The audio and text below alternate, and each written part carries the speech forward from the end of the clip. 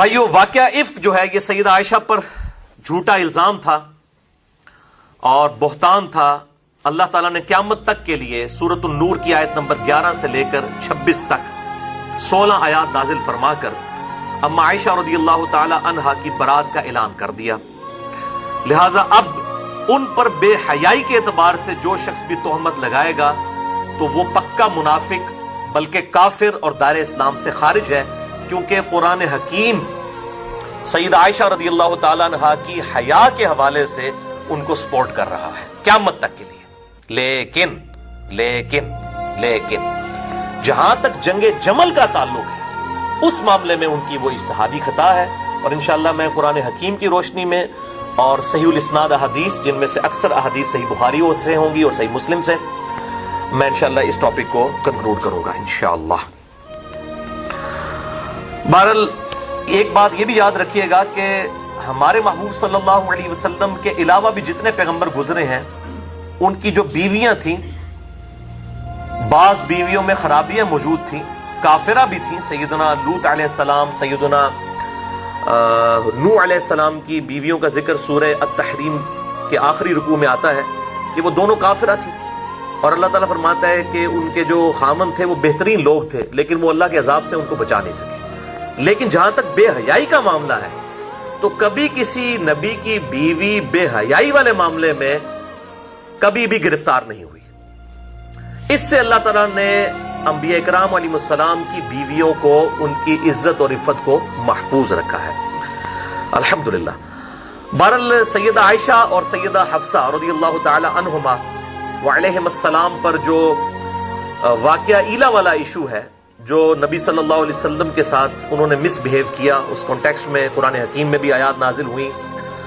سورہ التحریم کے اندر، سورۃ الاحزاب کے اندر، اور بخاری اور مسلم میں کئی احادیث موجود ہیں اس حوالے سے۔ وہ والا جو میرے بھائیوں معاملہ ہے وہ ایک ڈیٹیل طرف معاملہ ہے۔ آپ صلی اللہ علیہ وسلم ایک مہینے کے لیے ناراض ہو گئے، اس کے کانٹیکسٹ میں نے آلریڈی ایک لیکچر ریکارڈ کروا دیا ہے، مسئلہ نمبر 105، جنید جمشید پہ گستاخی کے الزام کا تحقیقی جائزہ۔ اس میں نے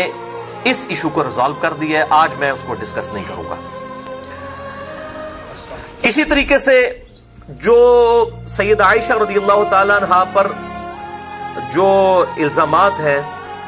بعض غالی قسم کے اہل تشیع اور رافضیوں کی طرف سے ان کی حیا کے حوالے سے، کہ جو انہوں نے آپ صلی اللہ علیہ وآلہ وسلم کی نسبت سے بالکل جو ایک میاں بیوی کے ریلیشن شپ والی احادیث کو روایت کیا، اور منکرین حدیث جو ہیں وہ اس معاملے میں امام بخاری اور امام مسلم کو مجرم سمجھتے ہیں، وہ کہتے ہیں کہ انہوں نے جھوٹی حدیثیں گھڑی ہیں نعوذ باللہ، اور دوسری طرف روافض جو ہیں وہ سیدہ عائشہ کی طرف چل پڑتے ہیں، دونوں ہی جھوٹے ہیں۔ سیدہ عائشہ چونکہ آپ صلی اللہ علیہ وسلم کی بیوی تھیں اور ظاہر ہے کہ آپ صلی اللہ علیہ وسلم کے اہل بیت میں بھی داخل ہیں، تو آپ صلی اللہ علیہ وسلم کی جو آئلی زندگی ہے، جو میاں بیوی کا ریلیشن شپ ہے، اسی طریقے سے غسل اور وضو اور باقی حیض و نفاس کے جو معاملات ہیں اور جنابت کے ایشو ہیں، یہ تمام ساری احادیث جو ہیں وہ ظاہر ہے کہ آپ کی بیوی سے ہی آگے ٹرانسفر ہونی تھی، اور اسی میں حکمت ہے کہ بڑی کم عمر میں سیدہ عائشہ کا نکاح ہوا نبی صلی اللہ علیہ وسلم کے ساتھ، تاکہ ایک کلین سلیٹ میموری والی عورت آپ صلی اللہ علیہ وسلم کے عقد میں آئے اور آپ صلی اللہ علیہ وسلم اس کی تربیت کریں، کیونکہ اس نے آپ صلی اللہ علیہ وآلہ وسلم کے بعد 47 سال تک زندہ رہنا تھا، 58 ہجری میں فوت ہوئی ہیں، تو اور کئی صحابہ کی استاد ہیں، ان تک دین پہنچانا تھا، اس لیے سیدہ عائشہ رضی اللہ تعالی عنہا کی جو تربیت ہے وہ بھی ایک قسم کی آپ صلی اللہ علیہ وسلم کے گھر میں ہوئی ہے،